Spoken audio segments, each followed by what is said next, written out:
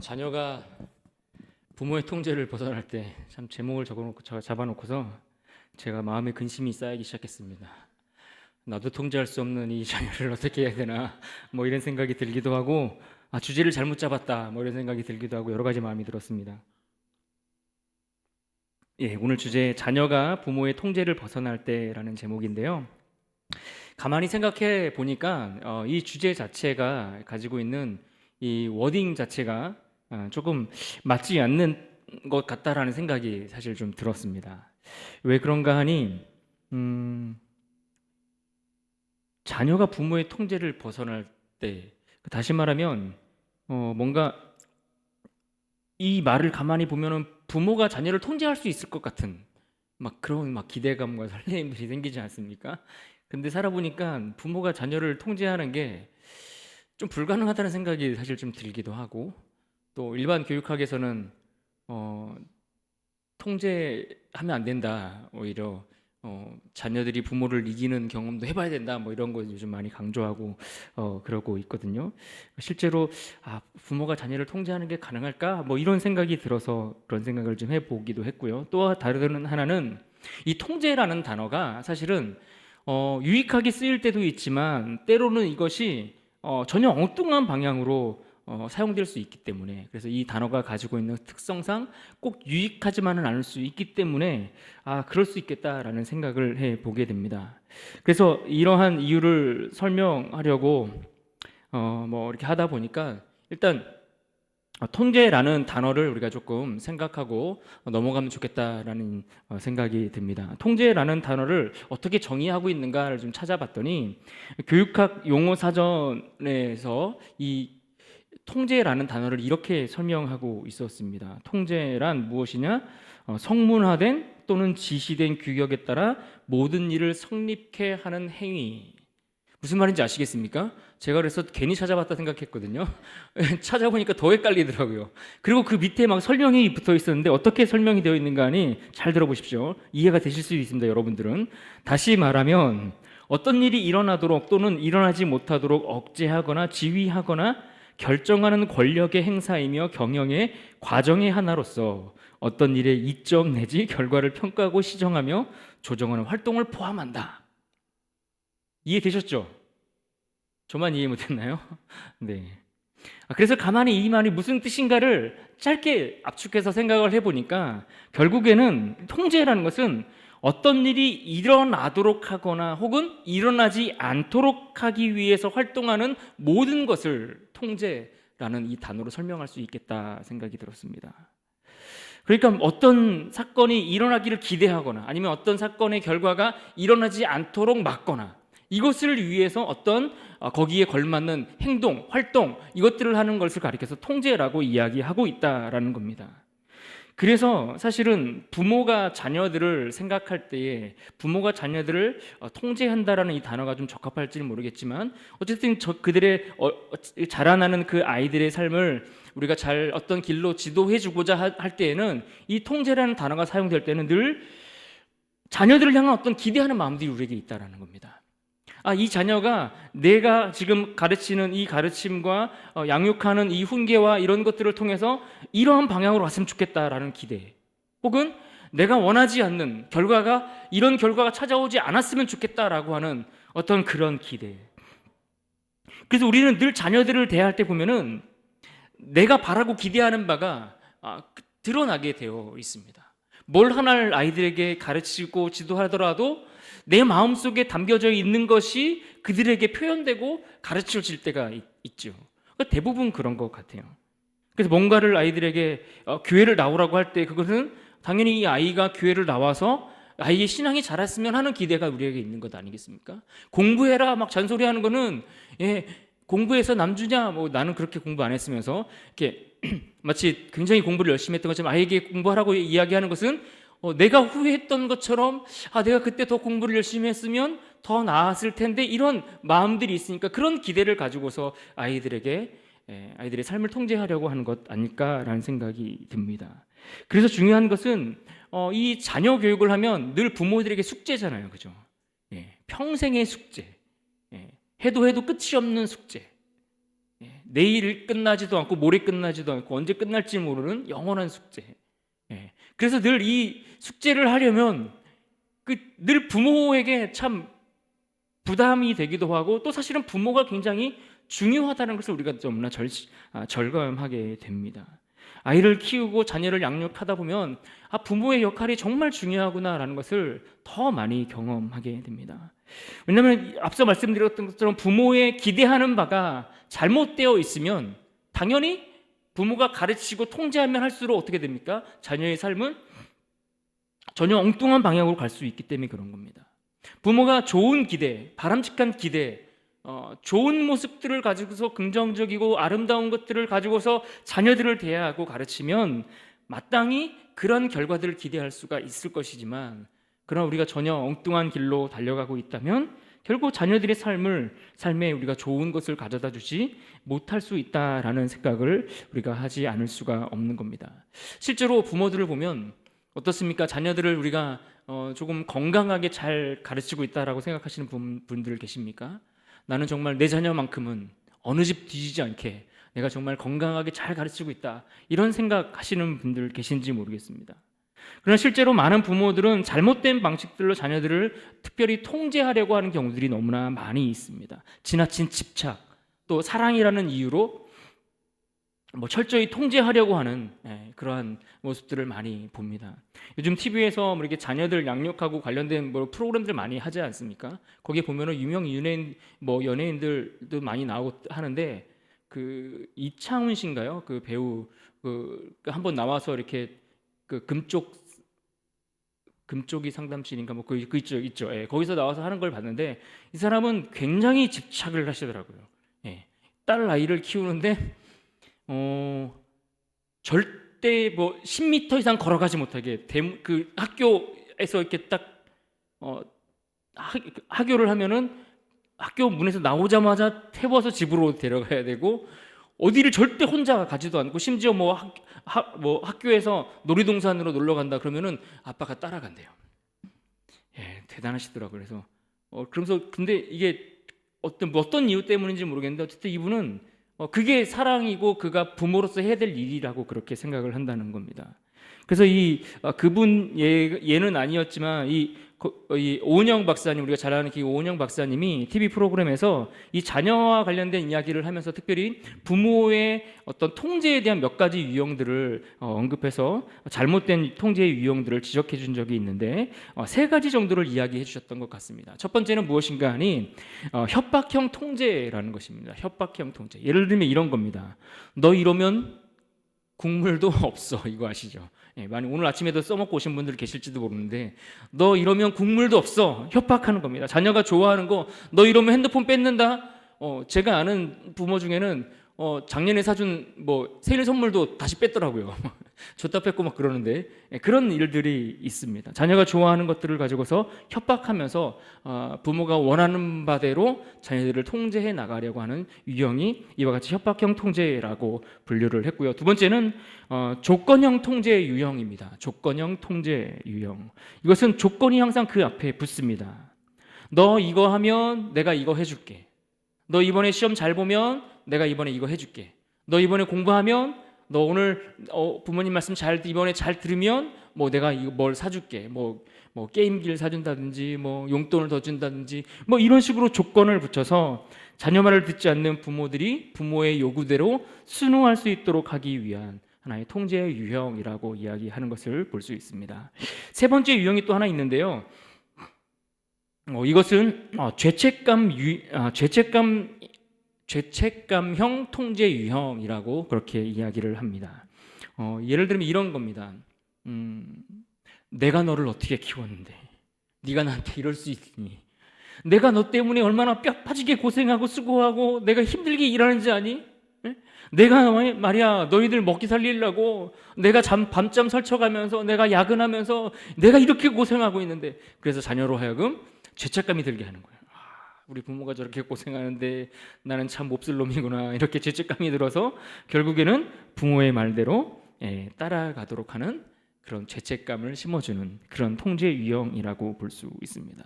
근데 가만히 생각해보면 우리는 이 세 가지 유형을 골고루 그때그때 잘 섞어서 사용하고 있는 것 같습니다. 이런저런 방법들 다 사용해 보는 겁니다. 할 수 있는 방법들, 또 다른 집은 어떻게 하나 또 물어보기도 하고, 그래서 할 수 있는 방법들을 다 동원합니다. 저희 집도 그렇게 뭐 다르지 않습니다. 다른 집들은 어떻게 하나 이렇게 물어보고 확인하고 가서 이거 괜찮겠다 싶으면 가서 써먹기도 하고 뭐 이러는 겁니다. 그러다 보면 협박도 해보고 타일러 보기도 하고 회유도 해보고 때론 체벌을 사용해 보기도 하면서 어떻게든 자녀들을 내가 원하는 방향으로 끌고 가려고 하는 부모의 마음과 의지들이 늘 반영되기 마련입니다. 우리는 이 유형 중에 어떤 실수를 가장 많이 범할까요? 한 번쯤 생각해 보는 것도 좋을 것 같습니다. 그나마 자녀들이 어릴 때는 이런 통제의 유형들이 뭐 유형에 따라 상황에 따라 잘 통하기도 하고 잘 적용되기도 합니다. 그래서 아이가 참 말을 잘 따라오는구나라고 생각이 되기도 합니다. 그러나 문제는 오래 지속되지 않는다라는 것이 항상 문제인 것 같습니다. 그리고 한번 이것이 통하지 않기 시작하면 더 어떻습니까? 강도가 점점 더 세지더라는 거예요. 강조가 점점 더 강해지고 높아질 수밖에 없다는 겁니다. 안 통하니까 더 크게 협박하는 겁니다. 회초리 한 대 들었던 거 나중에는 뭐 너 다음에부터는 뭐 한 대 아니야, 너 이제 10대야 뭐 이렇게 협박하기도 하고 좀 더 과격하게 더 심한 위협들로 치닫는 일들이 가정에서 자주 발생하곤 하는 것 같습니다. 그런데 문제는 이것이 일반적인 영역 속에서 그렇게 이 문제를 다루면은 그나마 조금 괜찮다라고 생각이 됩니다. 일반적인 우리 생활, 일반 생활 가운데 적용되는 어떤 그런 일들을 위해서 이런 협박도 해보고 저렇게 타일러 보기도 하고 어떤 조건을 제시해 보기도 하고 이렇게 하는 것이 가능할지 모르겠는데, 이 문제가 신앙의 문제로 딱 돌아서서 적용이 되면 이건 또 다른 문제인 거예요. 일반 아이들의 어떤 일반 생활 지도를 위한 그런 통제와는 전혀 다른, 오히려 우리의 고민을 정말 배가 되도록 만드는 영역이 바로 이 신앙의 영역으로 가져와서 자녀들을 양육하고 가르치는 문제가 아닐까라는 생각을 해봅니다. 그래서 특별히 이 신앙의 영역들의 문제들은 아이들이 점점 커가면 커갈수록 우리가 조바심이 들잖아요. 그죠? 이미 뭐 부모의 품을 떠나서 뭐 분가한 자녀들도 있고, 그런데 여전히 신앙생활을 제대로 하지 않는 자녀들을 볼 때마다 늘 부모들 마음속에는 죄책감도 있고 늘 죄인처럼 마음이 무거운 겁니다. 그래서 시간이 흐르면 흐를수록 우리 마음에 조바심도 생기고 조급한 마음도 생기고 그런 마음들을 가지게 한다라는 겁니다. 한참 우리나라의 그 경배와 찬양 형식의 예배 문화가 우리나라에 많이 들어오기 시작하면서 또 젊은이들이 많이 모였던 때가 있습니다. 그러면서 그때 당시 이제 경배와 찬양이라는 이제 선교 단체가 있었는데, 뭐 올레이션스라는 선교 단체인데 거기에 이제 하스데반 선교사님이 지금도 대표로 계신 것으로 제가 알고 있는데요. 그분이 예전에 하셨던 말씀이 제가 지금도 종종 많이 생각이 납니다. 우리 아이들이 복음에 대해서 가르치고 복음에 대해서 들어야 될 시기가 점점 낮아지고 있다는 이야기를 제가 그때 들었거든요. 그러니까 무슨 말인가 하니, 예전에는 7, 80년대 아니면 그 이전에는 그 어른 세대를, 장년 세대가 정말 말 그대로 그때는 뭐 길거리에다가 십자가만 꼽아놔도 사람들이 구름대와 같이 몰려온다라는 이야기를 하곤 했을 정도로 장년들이 그렇게 크게 부흥하는 시기가 있었습니다. 그러다가 이게 시간이 지나면서 이 복음을 어른들, 다 큰 성인들에게, 장년들에게 전하는 것보다 조금 더 일찍 믿음 생활할 수 있도록 우리 청년들에게 가르치는 것이 너무 중요하다, 이런 위기의식들이 생기면서 대학생들을 향해서 뭐 CCC나 뭐 여러 선교 단체들이 진짜 발벗고 나서서 이렇게 열심히 젊은 청년들을 위해서 사역하고 복음을 전하는 그런 시기가 있지 않았습니까? 그런데 이 시기가 시간이 흐르면서 점점 세대가 너무나 악해지고 세상의 문화가 너무나 급격하게 변하다 보니까 이 복음을 이 청년 시기 듣는 게 너무 이제 위태위태한 거예요. 그때 가서는 이미 그들의 생각이 바뀌지를 않고 돌아서지를 않으니까 점점 더 어린 아이들, 청소년들, 이제는 청소년들도 아니고 오죽하면 이제 막 태어나자마자 엄마 뱃속에서부터 막 아기 학교하고 뭐 이렇게 해서 해야 된다라는 이야기가 나오는 것이 오늘날 우리가 현실에 처한 그 신앙 교육에 대한 위기 의식 때문에 생긴 것들 아니겠습니까? 그래서 그때 당시에 그런 이야기를 들을 때는 이게 그냥 그런가 보다 하고 그냥 넘어갔는데 실제로 사역을 해보니까 정말 그런 위기감들이 느껴지는 겁니다. 우리 아이들이 정말 조금이라도 한 해라도 한 시간이라도 더 빨리 아이들이 정말 복음을 들을 수 있어야 되고 가르쳐 줘야 된다라는 생각을 해보게 되는 겁니다. 그래서 저는 이 말씀을 준비하면서, 이 시간 강의를 준비하면서 함께 고민해 보려고 하는 것은, 우리의 자녀가 우리 세상에서 어떤 모습으로 자랐으면 좋겠다라는 기대감들도 분명히 우리에게 있지만, 우리가 어떤 모습으로 우리 아이들이 세상에서 자라고 성장했으면 좋겠다, 이런 우리의 기대나 바람, 이런 것들은 잠시 내려놓고 그보다 먼저 신앙 안에서 자녀들을 붙들기 위해 힘써야 하는 것, 이것이 얼마나 중요한지를 다시 한번 우리가 생각해 보고, 또 자라가면서 점점 이 신앙의 자리로부터 벗어나려고 하는 그 자녀들을 어떻게 하면 우리가 신앙의 끈으로 묶어둘 수 있을까, 여기에 대해서 어떤 해답을 우리가 제시한다기보다는 이것에 대해서 우리가 함께 고민하고 또 생각해보는 그런 시간들이 되었으면 좋겠다라는 겁니다. 오늘 본문은 창세기 26장 34절 35절을 읽었는데요, 여기에 에서라는 인물이 등장합니다. 다시 한번 이 말씀을 한번 볼까요? 34절 35절 같이 한번 읽겠습니다. 시작. 에서가 40세에 헷 족 브리엘의 딸 그들이 이삭과 리브가의 마음에 근심이 되었더라. 우리가 잘 아는 본문이기도 하고, 또 흔히 야곱과 에서를 다룰 때에 늘 한 번씩쯤은 짚고 넘어가는 그러한 본문이기도 합니다. 에서가 결혼을 하는 이야기를 다루고 있습니다. 그런데 그냥 결혼이 아니라 에서가 헷 족속의 두 여인을 동시에 아내로 맞이하는 장면입니다. 에서가 헷 족속의 여인과 결혼했다. 이 헷 족속은 어떤 족속입니까? 이 헷 족속은 오늘로 치면은 지역적으로 터키 지역에 있다가 그쪽에 있다가 이제 가나안, 성경에 나오는 이 가나안 지역으로 내려오면서 그 지역에 정착하고 흡수되어진 그러한 족속으로 알려져 있습니다.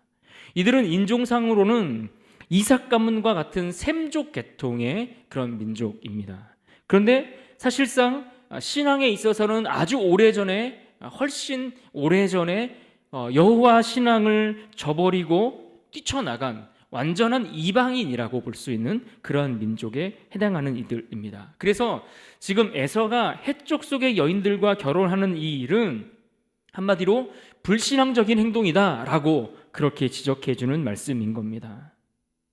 에서의 선조들을 생각을 해보면 여호와 유일신에 대한 그 신앙을 지키기 위해서 참 많이 애썼던 것을 우리는 성경에서 볼 수가 있습니다. 그 중에 하나가 바로 이 자녀들의 결혼을 시키는 문제였습니다. 그래서 아브라함 같은 경우에 보면 이 여호와 신앙을 가진 셈 족속 안에서, 특별히 자기 친족 안에서 며느리를 얻고자 그렇게 애를 썼던 것을 우리가 잘 알고 있습니다. 또 이삭이 야곱을 결혼시킬 때도 뭐라고 얘기했습니까?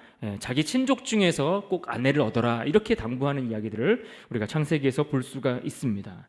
그래서 이 아브라함이 애를 썼던 모습과 또 이삭이 보여주는 이 모습들, 그러나 이 결혼들이 이 오늘 본문에 나와 있는 에서의 결혼과 상당히 대조적인 모습을 우리에게 보여주고 있다라는 겁니다. 여기서 특별히 우리가 볼 것은 이 아브라함이 이 결혼 문제를 위해서 수고했던 모습과 또 이삭이 그의 자녀들을 위해서 수고했던 모습들을 좀 잠시 비교해서 생각을 해보면 좋을 것 같습니다. 아브라함은 이삭의 결혼을 위해서 어떤 일들을 했습니까? 그가 나이 많아서 그가 세상을 떠날 일이 얼마 남지 않았겠구나라는 생각이 들었을 때에 그의 종 엘리에셀을 불러서 당부합니다. 그의 종을 불러서 반드시 가나안 여인이 아닌 자기 고향에서 이삭을 위한 아내를 구해올 것을 부탁합니다. 그런데 이때 이 종으로 하여금 그 부탁을 하면서 맹세하는 장면이 성경에 나오는데요, 창세기 24장 2절에 보시면 이렇게 표현합니다. 내 허벅지 밑에 내 손을 넣으라, 이렇게 표현했습니다. 또 이렇게 저렇게 설명을 쭉 하고 나서 9절에 가면 또 어떻게 설명합니까? 그 종이 이에 그의 주인 아브라함의 허벅지 아래에 손을 넣고 이 일에 대하여 그에게 맹세하였더라. 그러니까 어디에 손을 넣고 맹세했습니까? 허벅지 밑에 손을 넣고, 다시 말해서 생식기 옆에 손을 넣고 맹세하게 했다라는 겁니다. 그러니까 무슨 말인가 하니 지금 아내를 구해오는 그 일을 굉장히 신중하고 진중하게 다루고 있다는 거예요. 예. 어떤 면에 있어서는 그가 마치 하나님 앞에 택함받은 백성들이 할례를 행하는 것처럼 중요하게 거룩하게 이것들을 무게 있게 다루면서 부탁하고 맹세하게 하도록 하고 있다는 겁니다. 그리고 실제로 그것을 맹세하게 하고 그 종을 어디로 보냅니까? 그의 고향 땅으로 보내는데 그 거리가 800km 정도 되지 않습니까? 그러니까 그 먼 길을 다녀오게 하며 할 만큼, 그렇게 해서라도 반드시 우리의 자녀가 결혼하는 그 문제에 있어서만큼은 불신앙적인 일들이 들어오지 못하도록 차단하고자 했다라는 겁니다.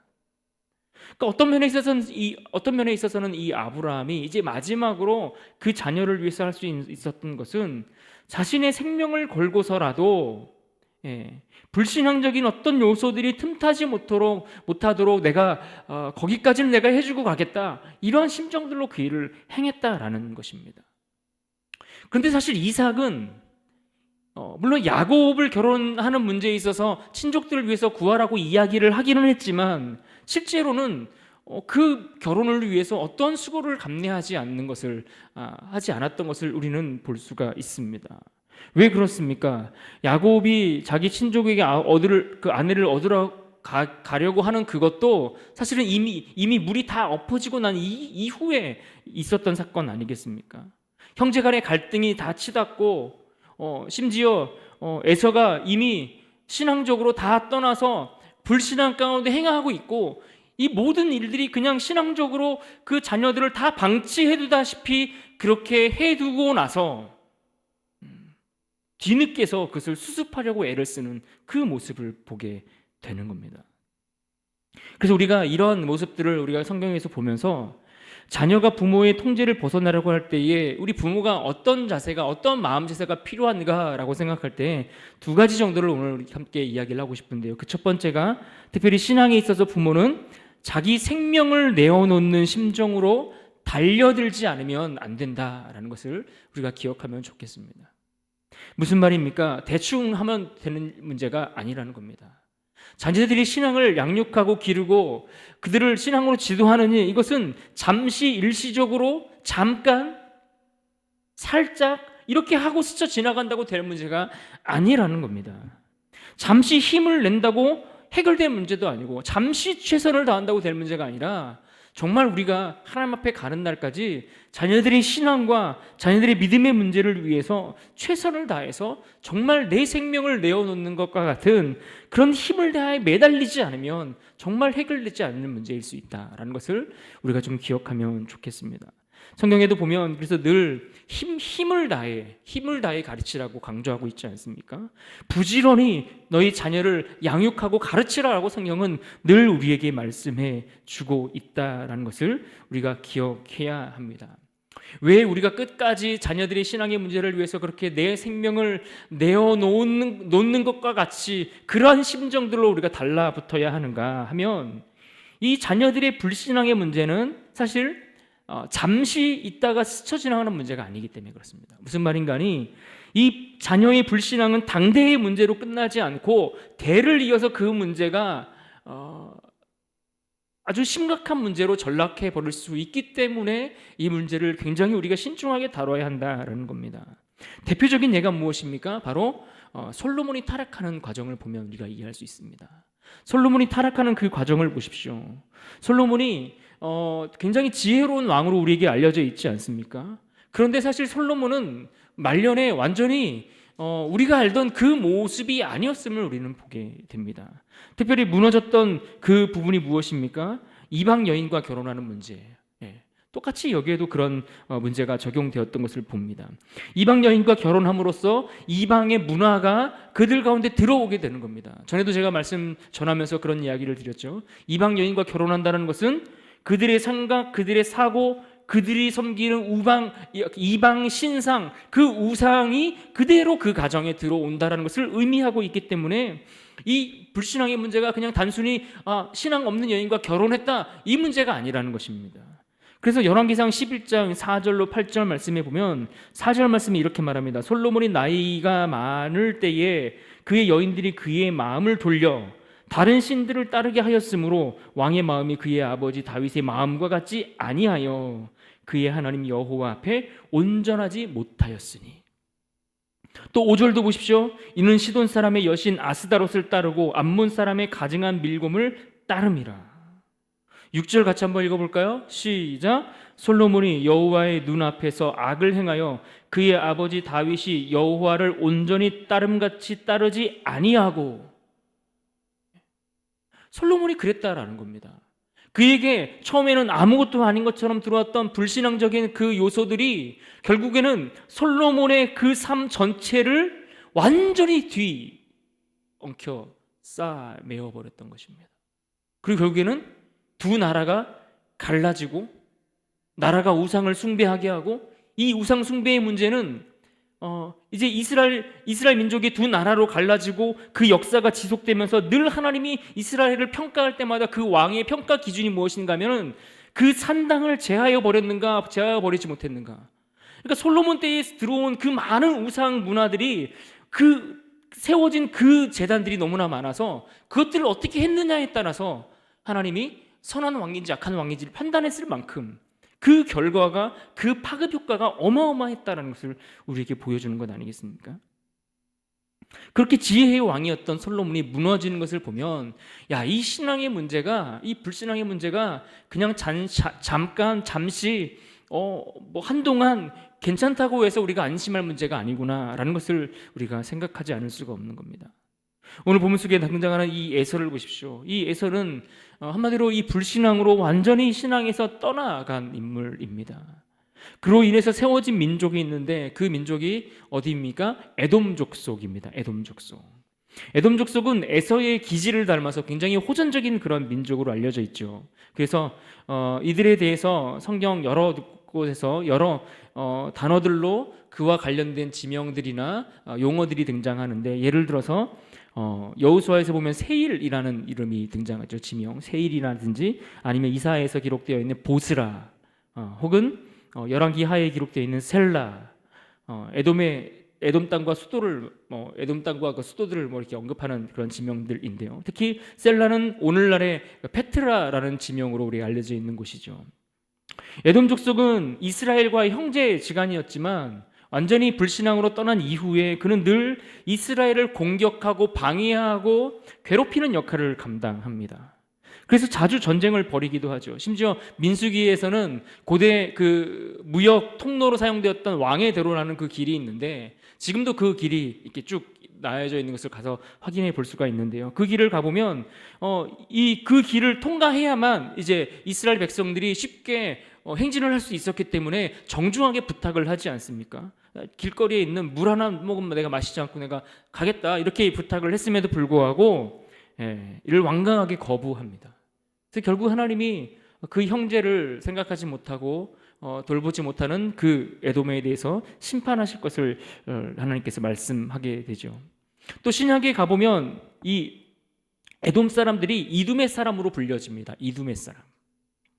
이 이두메 사람이 언제 또 등장하는가 하니, 로마 제국이 이제 지배하기 시작할 때, 로마 제국이 탄생하면서 그때 당시 이제 유대교로 개종했던 당시 이두메 사람들이 있었는데, 그 중에 한 사람이 유대의 왕으로 임명을 받게 됩니다. 그래서 그 이두메 사람이 바로 누군가 하니, 아기 예수를 죽이기 위해서 베들레헴의 학살을 명령했던 인물이 바로 이 이두메 사람이었습니다. 헤롯 대왕이 바로 그 인물이죠. 그러고 나서 헤롯 대왕이 사망한 이후에 이 이두메 사람들은 역사 속에서 완전히 서서히 다 사라지게 됩니다. 특히 에돔 사람들이 살았을 때 당시를 보면 굉장히 자랑할 만한 문명을 이룩하고 살았던 이들이었습니다. 왜냐하면 그들이 살았던 지역 자체가 굉장히 좀 특별했기 때문에 그렇습니다. 오늘날도 이 페트라라는 곳은 세계 불가사의 중에 하나로 꼽히는 곳인데요. 화면에 사진을 좀 한번 보여주시겠습니까? 여기가 이제 페트라 지역의 그 바위들인데, 바위들을 저렇게 이렇게 파가지고 바위 지형들을 그렇게 이용해서 그들이 사는 그 지형을 만들어서 살고 있는 모습입니다. 다음 사진도 보여주시면은 여기가 이제 들어가는 입구인데 폭이 한 3m 정도도 되지 않는데 굉장히 높이 치솟는 그 바위들 사이로 저렇게 길이 나 있습니다. 저 길을 따라서 한 1km 정도를 쭉 들어가면은 그 안에 파라오의 보물 창고를 뜻하는 알카즈네라는 그 건축물이 등장합니다. 다음 사진도 보여주십시오. 네, 저렇게 쭉 길을 따라 들어가면 다음 사진도 보여주시겠어요? 네, 예, 저렇게 바위를 깎아서 저렇게 신전을 만들어 놓고 저 안에 이제 보물 창고들이 있다라고 얘기를 합니다. 그런데 이게 왜 저들에게 자랑거리인가 하면 그 지형 자체가 아까도 보셨던 것처럼 입구가 좁고 높은 좁은 바위 틈으로 되어 있어서 적들이 공격해 오려고 해도 들어올 수가 없는 거예요. 예. 그러니까 얼마나 교만해서 이 사람들이 자신들이 이룩한 그 문명들 속에 취해서 살았는지 몰라요. 그러니까 에돔은 세상적으로 봤을 때 굉장히 성공한 그런 민족이거든요. 떵떵거리고 그 누구도 우리를 침입할 수 없고 우리를 막을 자가 없다라고 그렇게 교만을 떨던 사람들이 이 에돔 사람들이었던 겁니다. 그런데 하나님이 그 교만에 가득 차 있는 그 에돔 사람들을 향해서 오바댜 1장 3절 말씀에 이렇게 예언의 말씀을 주셨습니다. 함께 읽어봅니다. 시작. 너의 마음의 교만이 너를 속였도다. 바위 틈에 거주하며 높은 곳에 사는 자여, 내가 마음에 이르기를 누가 능히 나를 땅에 끌어내리겠느냐 하니. 네. 보십시오. 자기가 이 바위 틈에 거주하니까 누가 나를 끌어내리겠느냐, 나를 막을 자가 없다, 떵떵거리고 살아가는 그 모습 아닙니까? 그런데 하나님이 저 나라에 대해서 심판을 하시죠. 그래서 그 최고의 자연 환경을 가지고 누리고 살았고, 그래서 많은 문명을 그들이 가지고 금은 보화를 가지고 살았던 민족이었지만 결국에는 이 민족이 지금은 완전히 무너져서 지금 그곳에 가보면 사람들이 살지 않습니다. 사람들이 살 수 없는 땅이 되었고 완전히 아무도 살지 않는 폐허가 되고 말았다라는 겁니다. 그러니까 우리가 우리 자녀들을 기르면서 지금 우리 자녀가 지금 잠시 공부 잘하고 똑똑하고 좋은 직장에 취업했고 뭐 이런 모습들 때문에 우리가 속으면 안 된다라는 겁니다. 지금 우리 자녀들의 모습이 화려하고 남들보다 뛰어나고 뭔가 세상적으로 잘하고 있다고 해서 아이고 이거 내 새끼 잘하고 있다, 잘하고 있어, 그래 이 정도면 그래 훌륭하다, 그래 멋있다, 이렇게 거기에 마음을 빼앗겨서 우리 부모들이 신앙의 문제에 대해서 자꾸만 간과하고 미루고 괜찮다라고 안전하다고 생각하면 안 된다라는 겁니다. 신앙 없는 자녀들의 그 화려한 모습에 우리가 자꾸 속으면 안 된다는 거예요. 그런데 오늘날 성도들은 자꾸 그런 모습들에 속아요. 예. 그리고 심지어 좋은 대학 들어가고 나서 그때부터 신앙생활을 하면 된다라고 이야기를 해요. 예. 아니 좋은 직장에 취업하고 자리가 안정되면 아유 지금은 형편이 어쩔 수가 없어서 신앙생활하기 어렵다라고 그렇게 성도님들이 오히려 그렇게 말씀을 하세요. 그러나 여러분 그것에 우리가 속으면 안 된다는 겁니다. 심지어 모든 것을 가졌을지라도 신앙이 없으면 그것은 여러분 모든 것을 잃어버릴 것이 뻔히 예정되어 있는 것 아니겠습니까? 그래서 여러분 우리가 자녀의 신앙의 문제를 생각할 때마다 어떻게 해야 합니까? 내 생명을 내어놓는 수고를 하지 않으면 이 문제가 완성될 수 없다. 우리가 하나님 앞에 가는 그날까지 우리 자녀들의 신앙의 문제를 가지고서 우리가 기도하고 후원하고 애쓰고 숙고하는 노력들을 통해서 거기까지 우리가 하고 주님 앞에 가면 되는 겁니다. 그러면 그 이유는 그때부터 이제 하나님 손에 넘겨드리는 거죠. 그죠? 예, 그렇게 하는 것 아니겠습니까? 여러분 신앙 없는 선택의 결과는 잠시 화려함을 누릴 수 있을지 모르지만 결국 하나님 심판을 피할 수 없다는 것을 성경이 보여주고 있고 또 역사가 우리에게 보여주고 있습니다. 그러므로 여러분 자녀의 신앙의 문제에 있어서 안전하다 생각할 것이 아니라 다 되었다 생각할 것이 아니라 마지막까지 우리가 힘써 신실한 자녀들로 힘써 세워갈 수 있기를 그렇게 힘써야 할 줄로 믿습니다. 우리가 두 번째로 또 생각해 볼 것이 있습니다. 오늘 보면 35절에 보면 이렇게 말씀을 했습니다. 그들이 이삭과 리브가의 마음에 근심이 되었더라. 35절 말씀이죠. 그들이 이삭과 리브가의 마음에 근심이 되었더라 이렇게 말씀해 주고 있습니다. 이 말씀 속에서 우리는 두 가지를 알 수가 있는데 하나는 이미 에서가 신앙에 있어서 부모의 통제를 벗어났구나 하는 것을 알 수 있습니다. 때를 놓쳤구나. 진작에 저 신앙의 문제를 가지고서 어떤 조치가 있었어야 되는데 때를 일단은 넘어섰구나. 부모의 어떤 신앙적인 조언이나 이런 것들에 대해서 벗어났구나. 통제를 벗어났구나. 이것을 알 수가 있고요. 또 하나 동시에 알 수 있는 것은 에서가 그렇게 불신앙적인 행동들을 하고 그런 불신앙적인 모습들로 자꾸만 뛰쳐나가려고 하는 그 모습에 대해서 부모가 아무것도 제대로 가르쳐 주거나 통제해 주지 못했구나라는 것을 우리가 함께 생각해 볼 수 있는 겁니다. 그래서 우리가 두 번째로 우리가 기억해야 할 것은 무엇입니까? 우리가 자녀들이 신앙에 있어서 기억할 것은 때를 넘기기 전에 적절한 훈계를 우리가 놓치지 말아야 한다라는 것을 오늘 이 시간 함께 기억하면 좋겠습니다. 적절한 훈계, 때를 넘기지 않는 이 타이밍, 여러분 이것이 굉장히 중요하리라 생각이 됩니다. 물론 지금 늦었다 생각되어진다 할지라도 포기하면 안 되는 이유는 또다시 그 기회를 붙잡을 수 있기 때문에. 그러나 한번 때를 놓치고 나면 얼마나 그것을 따라잡기가 힘들고 더 많이 애를 써야 되는지 몰라요. 그래서 가급적 우리는 그 때를 놓치지 않고 훈계하는 그 일들을 미루지 않아야 한다라는 겁니다. 우리가 많이 존경하고 지금도 이스라엘이 모두가 유대인들이 존경하는 그 왕 다윗을 여러분 생각해 보십시오. 모두가 존경할 만한 이스라엘의 위대한 왕이었지만 사실 다윗은 자녀의 신앙 문제, 자녀의 신앙을 가르치는 그 문제에 있어서는 사실 실패한 왕이었다라고 볼 수 있습니다.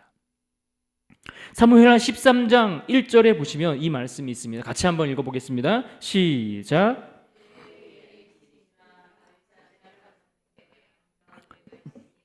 이름은 다말이라. 다윗의 다른 아들 암논이 그를 사랑하나. 여기 보시면 다윗의 아들 암논이 배다른 여동생 다말을 사랑했다라고 표현했습니다. 그러니까 너무너무 사랑하는 마음이 생겨서, 짝사랑하는 마음이 생겨서 그것들을 어떻게 할지 못해서 결국 강제로 힘으로 이 여인을 겁탈하는 사건이 벌어지게 됩니다. 근데 이 성경에 보면 그 여인을 겁탈하고 나서 이 암논의 마음이 예전 같지 않았대요. 어떻게 예전 같지 않았냐면은 그를 사랑하는 마음보다 미워하는 마음이 훨씬 더 커졌다고 그렇게 성경에 기록되어 있거든요. 그래서 그때부터는 동침한 이후로는 이 여인을 아예 쳐다보지도 않고 방치하게 돼 버리는 거예요. 그래서 이 다말은 그때 이후로 방 밖을 나오지도 않고 거의 죽은 사람처럼 그렇게 방에 갇혀서 생활을 하게 됩니다. 그런데 이 모습을 지켜보고 있었던 그의 오빠 압살롬이 이 정상적인 생활이 불가능하게 된 이 자기 여동생을 보면서 너무나 가슴이 아프고 속이 상하는 겁니다. 막 분노가 막 치밀어 오는 거예요. 그래서 어떻게 했습니까? 결국에는 이 암논에게 복수할 기회를 노리다가 결국 암논을 죽이게 됩니다. 그런데 참 가만히 보면 이 과정에 있어서 암논이 다말을 범했을 때도 그렇고 또 이 암논을 압살롬이 죽였을 때도 그렇고 다윗은 도대체 무엇을 하고 있었는지에 대해서 성경이 언급하고 있지 않다는 거예요. 도대체 다윗은 거기서 왜 자녀들 사이에 이런 일들이 말도 안 되는 일들이 벌어지고 있는데 거기에 대해서 침묵하고 거기에 대해서 따끔하게 가르치거나 훈계하거나 교육하지 않는가 하는 생각을 갖게 한다라는 겁니다. 심지어 이 일로 압살롬이 도망해서 피신합니다. 피신해서 오랫동안 돌아오지 못하고 있는데 다윗이 좀 이렇게 생각을 하고 어떻게든 만나든지 찾아가서 설득을 하고 아니면 따끔하게 혼을 내서 다시 복귀시키든지 아니면 내쫓든지 뭔가 있어야 될 것 아니겠습니까? 그런데 그렇게 하지 않습니다. 심지어 압살롬이 복귀하는 것도 요압의 요청에 의해서 간신히 그가 복귀하게 됩니다. 복귀했음에도 불구하고 다윗이 그를 부르지 않으니까 만날 수가 없는 거예요, 아버지를. 찾지를 않으니까 이 압살롬이 돌아왔음에도 불구하고 아버지한테 가서 이러쿵저러쿵 변명조차 할 수 있는 기회가 없는 거예요. 그러니까 결국 여기에서 완전히 이 압살롬의 마음이 다치고 상하는 겁니다. 그래서 결국 압살롬이 어떤 일을 벌입니까? 아버지에게 반기를 들고 반역을 일으키고 결국 다윗이 궁에서 쫓겨나는 그런 비참한 일들이 벌어지지 않습니까? 도대체 다윗은 이런 일들이, 이런 사태가 이 지경에 이를 때까지 도대체 무엇을 하고 있었을까? 아버지가 아버지로서의 권위를 가지고서 어떤 그들의 삶에 신앙에 있어서 옳고 그른 일들에 대해서 무엇이 옳고 무엇이 그른지에 대해서 왜 가르쳐주지 못했을까 하는 생각을 늘 하게 되는 것입니다. 사랑하는 여러분, 우리가 이것을 알아야 합니다. 적절한 때를 놓치면 나중에 가서 우리가 바로 잡을 수 있겠지라고 생각하지만 그때는 너무 늦을 수 있다는 거예요. 그래서 지금 당장에 지금 그들에게 적절한 시기에 필요한 말씀들, 그에게 필요한 훈계, 교육 이런 것들이 가르쳐지지 않고 행해지지 않으면 그 결과가 어떻게 갈지 알지 못한다라는 겁니다. 그러므로 여러분 우리가 이것을 굉장히 심각하게 생각을 하고 우리가 이 문제에 대해서 우리가 바른 역할들을 잘 감당할 수 있었으면 좋겠습니다. 결국 우리의 이러한 작은 결정들, 작은 훈계들, 작은 교육들 이런 것들이 결국은 우리의 자녀들을 어떻게 만드는 겁니까? 그들의 삶을 사망과 생명의 길로 갈라놓는 것 같은 역할을 하게 된다라는 것입니다. 한 가지 이야기만 하고 오늘 말씀을 마무리하려고 하는데요. 나오미에게 그 이방 여인 며느리 둘이 있었던 건 여러분 기억하시죠? 누구입니까? 룻은 기억나시고 또 한 명이 누군지 혹시 기억나십니까? 오르바와 룻이 있었습니다. 그런데 이 오르바와 룻이 어머니 나오미가 다시 유다 땅으로 돌아가려고 할 때에 나한테 뭐 아무것도 남겨진 게 없으니까 돌아가라고 이야기를 하잖아요. 그때 믿음의 선택을 했던 룻과 그 다음에 자기의 고향으로 다시 이방 땅으로 돌아간 오르바 이 두 여인이 나옵니다. 그런데 우리는 이 룻이 그렇게 시어머니를 따라가서 얼마나 많은 축복과 복을 누리게 되었는지 너무나 잘 알고 있습니다. 힘들게 고생했지만 그러나 그 믿음의 선택들을 통해서 그는 보아스라는 인물을 만나서 다시 결혼도 하게 되었고 또 결국 그녀가 이 다윗의 증조 할머니가 되지 않습니까? 그리고 그 가문에서 누가 태어납니까? 예수 그리스도가 그 땅 가운데 이 땅에 태어나시는 그런 엄청난 축복을 그가 자자손손 그 후손까지도 복을 받게 되는 것을 봅니다.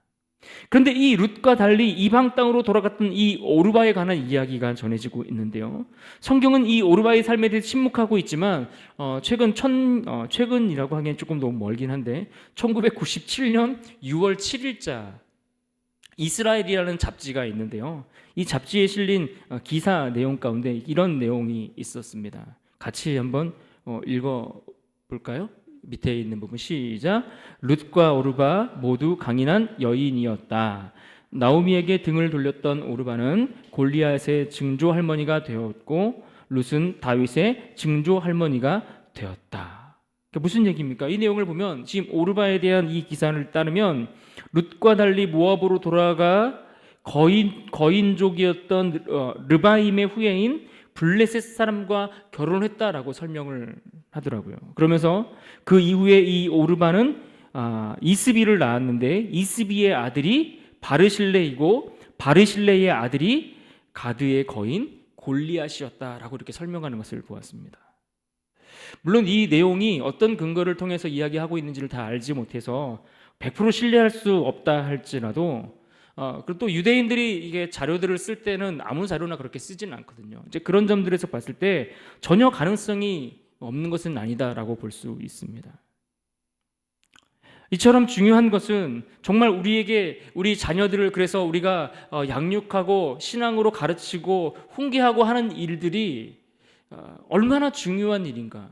당장에 보이는 것이 전부가 아니고 우리가 보지 못하는 것까지 생각을 해본다면 우리가 생각하는 것보다 훨씬 중요한 문제라는 사실을 우리가 기억해야 할 것입니다. 그래서 여러분 우리가 자녀에게 신앙을 가르치도록 돕는 일, 이 일처럼 그 일은 어떤 유산을 물려주는 것보다 값진 일이라는 사실을 우리가 이 시간 다시 한번 기억하면 좋겠습니다. 그래서 마지막까지 복된 인생으로 살아가는 일을 위해 우리가 수고해야 하지 않겠습니까? 우리뿐만 아니라 우리 자녀들도 하나님 안에서 정말 복된 인생으로 살아갈 수 있기를 위해서 우리가 수고를 해야 할 것입니다. 그러므로 우리 자녀들이 지금 당장에 어떤 부모의 통제를 벗어난 것 같아서 두렵기도 하고 염려가 되기도 하고 여러 가지 생각들이 앞설 수 있지만 그러나 포기하지 않고 우리가 하나님 앞에 엎드려 은혜를 구할 수 있었으면 좋겠습니다. 그래서 정말 힘써 자녀들을 위해 우리가 포기하지 않고 기도할 때에 어거스틴과 같이 어머니의 기도로 돌아왔던 그런 인물이 나오는 것처럼 우리의 기도를 통해 오늘 이 시간 이렇게 우리가 매주 나와서 이렇게 기도하는 이 시간들을 통해 기도했던 그 기도가 정말 하나님 나라의 귀한 열매로 자녀들 삶 가운데 맺혀질 줄로 믿습니다. 우리 모두가 그런 은혜를 누릴 수 있기를 간절히 주님의 이름으로 축원합니다. 같이 한번 기도하겠습니다.